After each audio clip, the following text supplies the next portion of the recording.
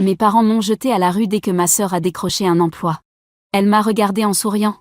Mes parents ont hurlé, « Il est inutile de garder une fille comme toi dans cette maison », sans savoir que j'étais devenue PDG de la même entreprise. Le lendemain, elle est venue et m'a regardé en disant, « Tu m'en dis un boulot, maintenant ?» J'ai répondu, « Non, je viens de te virer. Sors. » Son choc était indescriptible. Je m'appelle Molly, et j'ai toujours été celle qui ne rentrait pas dans le moule, dans ma famille. Depuis ma naissance, j'ai senti que j'étais une déception pour mon père. Il voulait vraiment un garçon, et quand le médecin a annoncé « c'est une fille », j'ai vu la déception sur son visage. Cela a donné le ton à notre relation. Ma grande sœur, Amélia, était l'étoile de la famille. Elle était intelligente, talentueuse, et ne faisait jamais rien de mal aux yeux de nos parents. Moi, j'étais juste là. À la maison, on entendait constamment des louanges sur les dernières réussites d'Amélia. « Tu as entendu ? Amélia a encore eu un A en maths » ou « Regarde la belle peinture qu'Amélia a faite ». Mes bulletins de notes passaient presque inaperçus, et mes dessins au crayon finissaient souvent à la poubelle.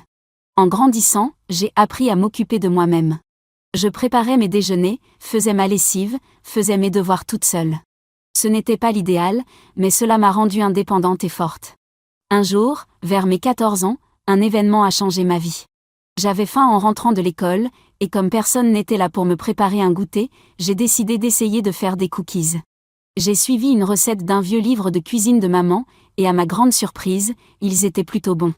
Le lendemain, j'en ai emporté à l'école, et ma camarade Déborah en a goûté un. Ses yeux se sont écarquillés et elle a dit « Molly, ils sont incroyables. C'est ta mère qui les a faits ?» J'ai souri et répondu « Non. C'est moi. » La nouvelle s'est vite répandue, et rapidement, d'autres élèves m'ont demandé si je pouvais en ramener plus. Pour la première fois de ma vie, je me suis sentie spéciale. J'avais trouvé quelque chose dans lequel j'étais douée, quelque chose qui faisait que les gens me remarquaient. En rentrant ce jour-là, j'étais toute excitée. J'ai dit à mes parents, « Maman, papa, devinez quoi ? J'ai fait des cookies, et tout le monde à l'école les a adorés. » Maman a à peine levé les yeux de son magazine et a dit, « C'est bien, ma chérie. Mais nettoie bien la cuisine. » Papa a froncé les sourcils, « Des cookies, Molly ?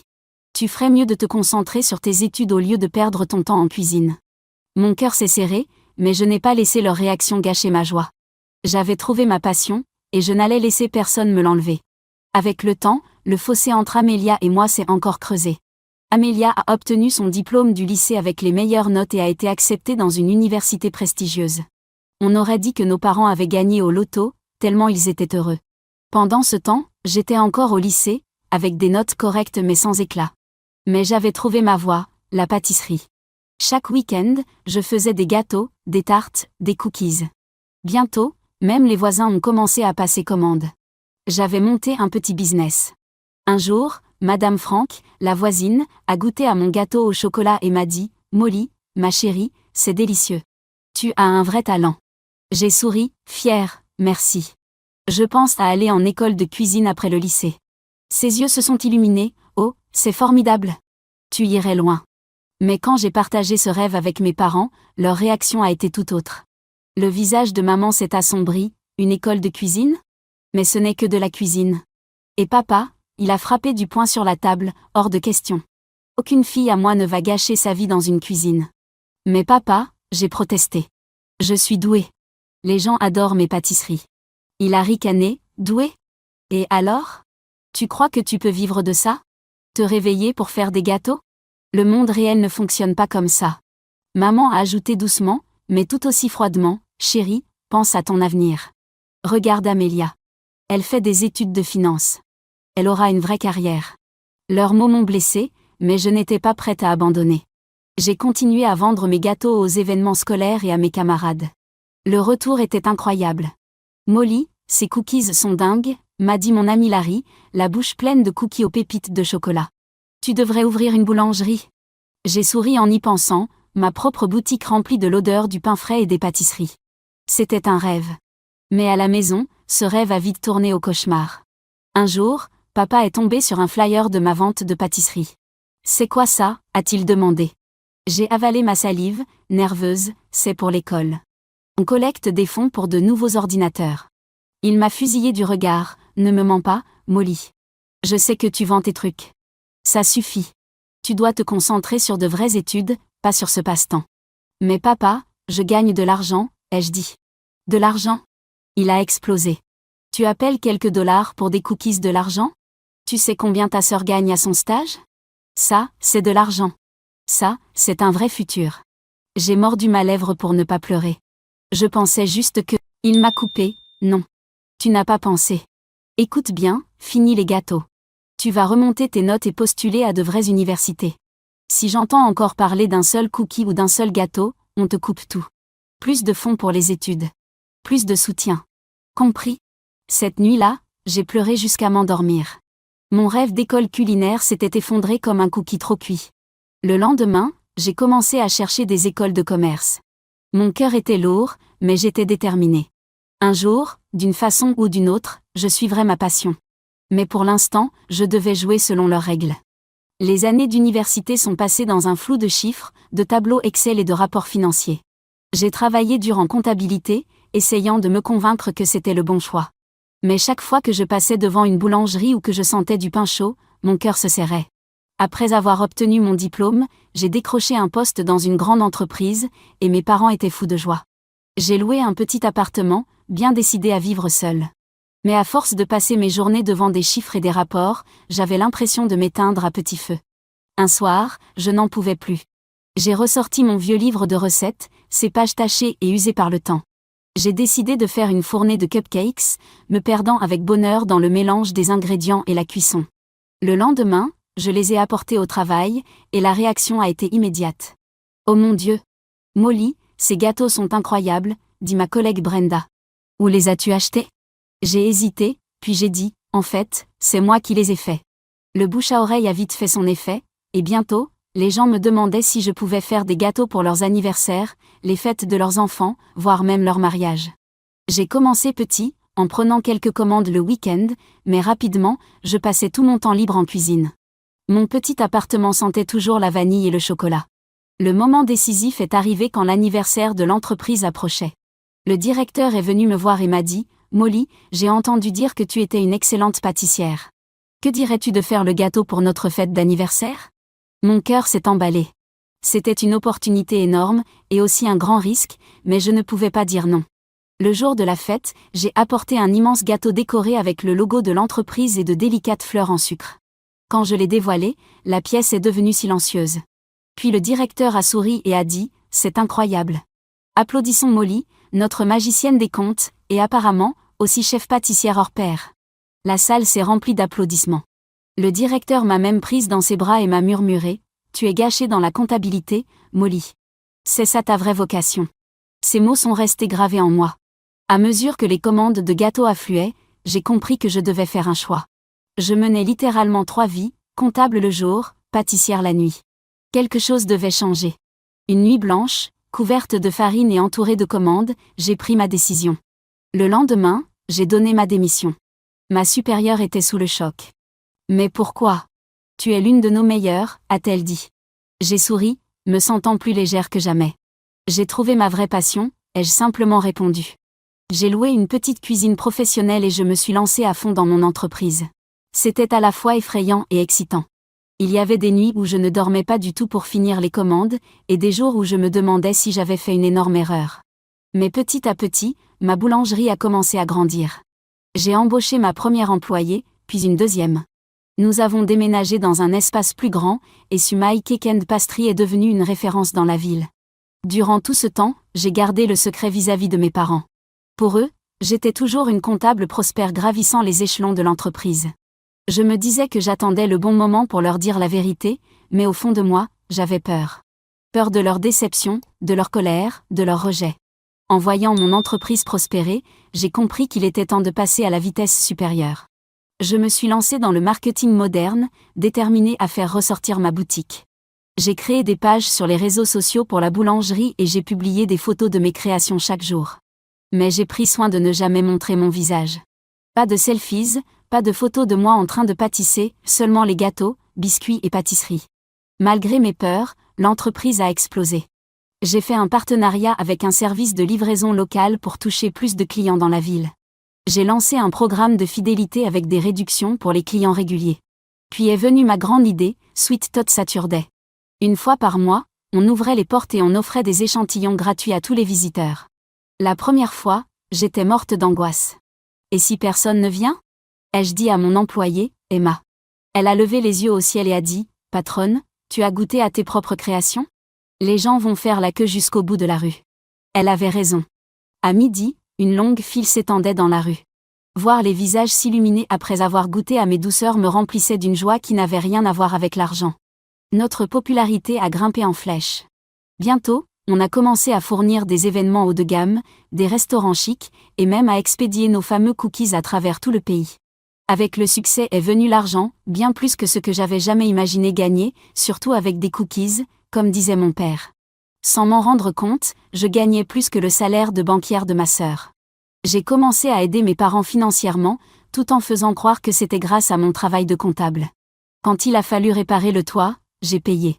Quand ils parlaient de voyager en Europe, je les ai surpris avec des billets d'avion. Oh Molly, tu n'aurais pas dû, disait maman, mais ses yeux brillaient d'excitation. Pendant que je bâtissais mon entreprise et soutenais nos parents, Amelia vivait sa meilleure vie. Elle vivait toujours à la maison et dépensait tout son salaire dans des vêtements de marque, des gadgets dernier cri, et des soins personnels. Mais tout cela importait peu à mes parents. Pour eux, Amelia restait la star. Tu as entendu parler de la promotion d'Amelia, disait maman, rayonnante. Vice-présidente de son département à seulement 30 ans. Je forçais un sourire, c'est super, Amelia. Félicitations. Pendant ce temps, je dirigeais une boulangerie florissante avec une douzaine d'employés, rendant heureux des centaines de clients chaque jour. Mais dans notre maison, cela ne comptait pas. Un jour, à la boulangerie Sweet Dream, tout a commencé comme d'habitude. J'étais dans la cuisine, en train de finir un gâteau de mariage, quand Emma est entrée en trombe, brandissant un bon de commande. « Patronne, tu ne vas pas y croire, dit-elle, les yeux écarquillés. Je m'essuyais les mains sur mon tablier. Qu'est-ce qu'il se passe ? On vient de recevoir une commande pour un gâteau d'anniversaire. L'adresse de livraison, elle fit une pause dramatique, la maison de tes parents. J'ai eu l'impression qu'un seau d'eau glacée me tombait dessus. Tu es sûre ? Ai-je demandé. Elle hocha la tête et me tendit le bon de commande. Il y avait là, noir sur blanc, mon adresse d'enfance, le nom de ma mère, et même une note disant que c'était pour son anniversaire. Je ne pouvais plus respirer pendant un moment, mais une idée a commencé à germer dans mon esprit. Emma, ai-je dit, la voix calme malgré le cœur qui battait la chamade, libère mon emploi du temps. Ce gâteau va être mon chef-d'œuvre. Pendant toute la semaine, j'ai mis tout ce que j'avais dans ce gâteau. 3 étages avec les parfums préférés de maman, décorés de fleurs en sucre faites à la main et de sculptures délicates. C'était le plus beau gâteau que j'avais jamais fait. Pendant que je travaillais, j'imaginais la scène. La surprise de mes parents en voyant le gâteau, leur fierté quand je leur dirais que c'est moi qui l'ai fait, et la joie de leur révéler enfin qui je suis devenue. Le jour de la fête est arrivé. Je suis arrivée tôt avec un petit cadeau pour garder mon rôle. La maison était remplie de proches que je n'avais pas vus depuis des années. Molly, dit tante Anna en me serrant dans ses bras. Regarde-toi, tout adulte, toujours en train de faire des chiffres. Je hochai la tête, la gorge nouée comme d'habitude. Oui, toujours. Je n'avais qu'une hâte, que mon gâteau arrive de la pâtisserie. Puis la sonnette retentit. Maman alla ouvrir. Et là, se tenait notre livreur, tenant la boîte familière de la boulangerie Sweet Dream. Livraison spéciale pour la reine de la journée, dit-il joyeusement. La pièce devint silencieuse alors que maman transportait la boîte jusqu'à la table de la salle à manger. Elle souleva le couvercle, et tout le monde poussa un cri de surprise. Des murmures d'admiration s'élevèrent alors qu'ils découvraient le gâteau dans toute sa splendeur. Je restais là, le cœur battant à toute allure, attendant le bon moment pour parler. Mais avant que je puisse dire quoi que ce soit, papa s'éclaircit la gorge. Avant de fêter quoi que ce soit, dit-il d'une voix grave, il y a quelque chose que nous devons aborder. La pièce devint silencieuse. Tous les regards se tournèrent vers mes parents. Leur visage exprimait une sorte de dégoût. Nous avons récemment découvert quelque chose, dit maman d'une voix glaciale. Un secret qui nous a été caché. La tension était insoutenable. Je me sentais figée alors que papa reprit la parole, sa voix remplie de colère. Vous vous rendez compte, dit-il en regardant l'assemblée, me pointant du doigt. Notre Molly nous a menti pendant tout ce temps. Ce n'est pas une comptable. C'est une pâtissière. Il prononça le mot comme s'il s'agissait de la pire insulte imaginable. Je voulus parler, me justifier, mais aucun mot ne sortit. C'était irréel. Le visage de papa était rouge de colère. Nous avons toujours rêvé que nos filles réussissent vraiment, qu'elles soient respectées dans la société. Il pointa Amelia. Comme ta sœur, vice-présidente à son âge. Ça, c'est une fierté. Amélia semblait mal à l'aise et évita mon regard. Mais toi, dit maman en me fixant, nous t'avons tout donné, toutes les chances. Et c'est ainsi que tu nous remercies ? En devenant une simple cuisinière. Le mot simple m'a blessé plus que je ne l'aurais cru. Ne voyait-il pas ce que j'avais construit ? Ne comprenait-il rien ? Soudain, papa s'approcha de la table où se trouvait mon gâteau. D'un geste brusque, il retourna la boîte. Je regardais, choqué, mon magnifique gâteau, le chef-d'œuvre que j'avais mis tout mon cœur à réaliser, s'écraser au sol, en un tas de glaçage et de génoise. Les invités poussèrent un cri. « On ne mangera pas ça », dit papa avec dédain. « C'est indigne de nous. » Maman acquiesça. « Molly, tu nous as prouvé que tu n'as pas ta place parmi les gens respectables. Tu nous as désobéi pour la dernière fois. » Les mots suivants de papa me frappèrent comme un coup de poing. « Nous te renions. Tu n'es plus notre fille. » Je ne pouvais plus respirer. Ce n'était pas réel. Je regardais autour de moi, espérant que quelqu'un prenne ma défense, mais tous évitaient mon regard. Même tante Anna, qui m'avait embrassée plus tôt, chuchota à oncle Adam. J'ai toujours su qu'elle poserait problème. D'autres hochèrent la tête, en accord avec elle. La pièce, quelques instants plus tôt remplie de joie, était devenue glaciale et hostile. « Pars, dit maman, d'une voix tranchante. Pars maintenant et ne nous recontactez jamais. » Je restais là, figé, les larmes coulant sur mes joues. Comment pouvait-il me faire ça ? Rejeter tout ce que j'avais accompli et tout ce que j'étais ? C'était d'une cruauté sans nom. Tu as entendu ta mère ? Aboya papa. Dehors. Je trouvai la force de bouger. Je me tournai vers la porte, la vision brouillée par les larmes. Au moment où je saisis la poignée, j'entendis la voix d'Amélia, douce et hésitante. Maman, papa, peut-être qu'on devrait.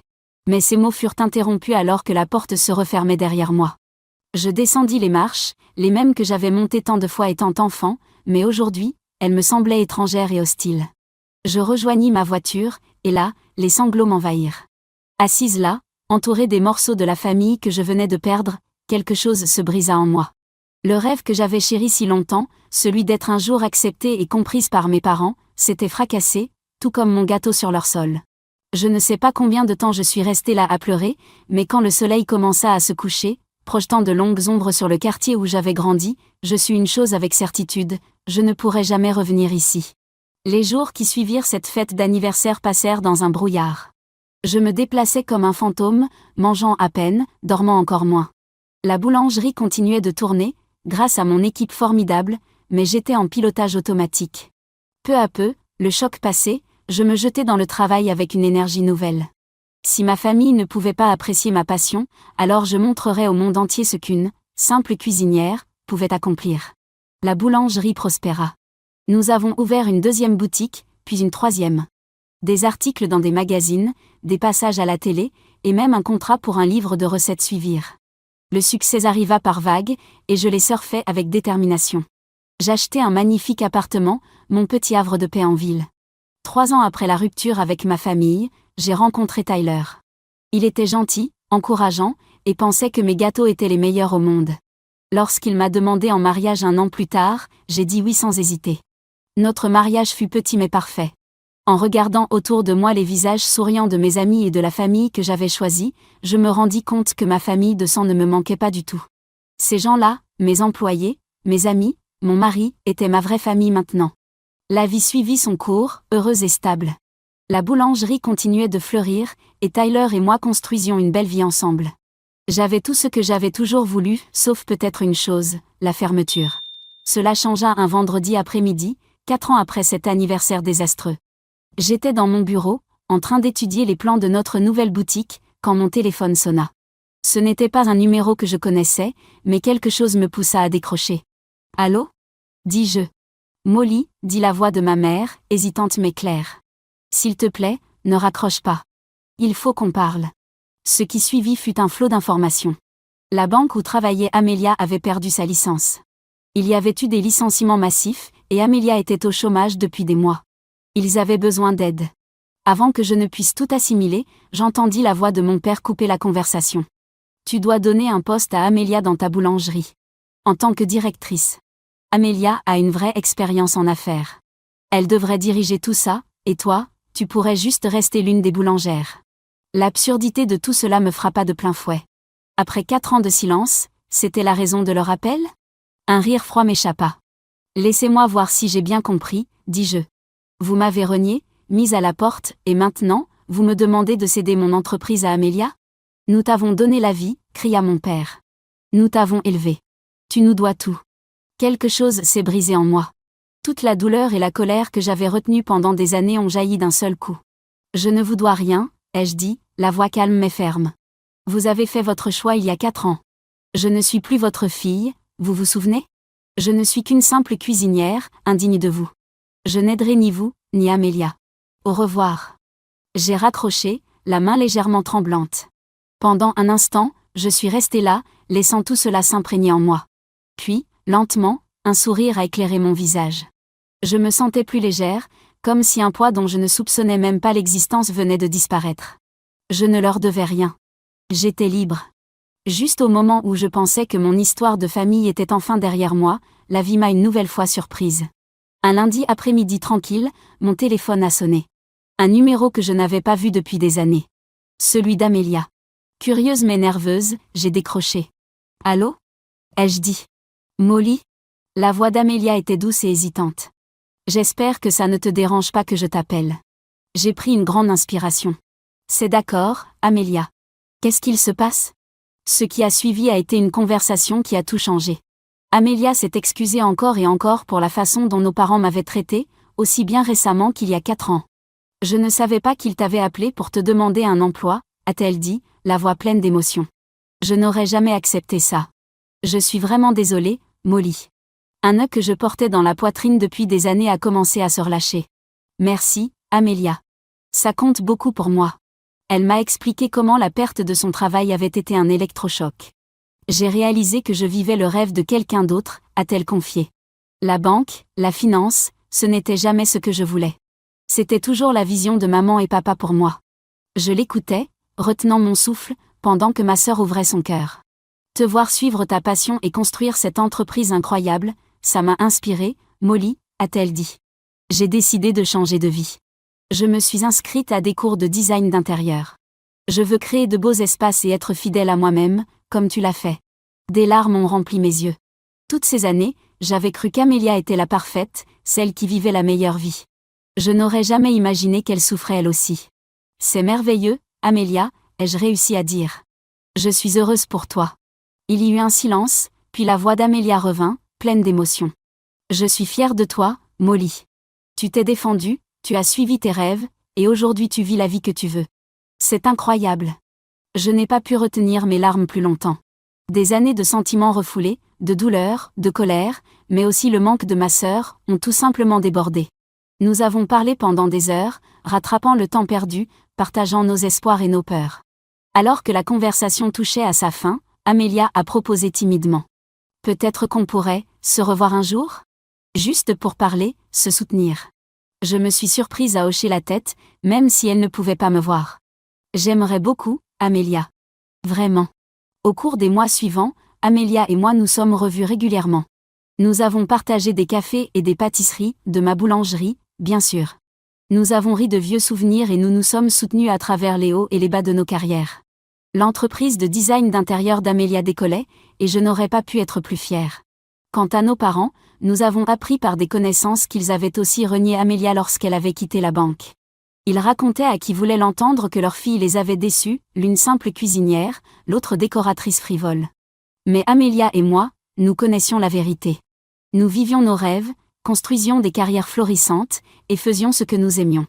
Nous avions trouvé notre propre chemin vers le bonheur. Un jour, lors d'un de nos rendez-vous hebdomadaires à ma boulangerie, Amelia regarda autour d'elle, observant la boutique animée, puis me regarda avec un sourire. « Tu sais, dit-elle, je pense qu'on s'en est plutôt bien sorti, tout bien considéré. » J'ai ri, sentant une chaleur m'envahir, une chaleur qui n'avait rien à voir avec les fours. « Oui, ai-je répondu. Je pense aussi. » Alors que j'observais ma sœur griffonner des idées de design sur une serviette, entourée de l'odeur sucrée des pâtisseries et du brouhaha joyeux des clients, je ressentis une profonde sérénité.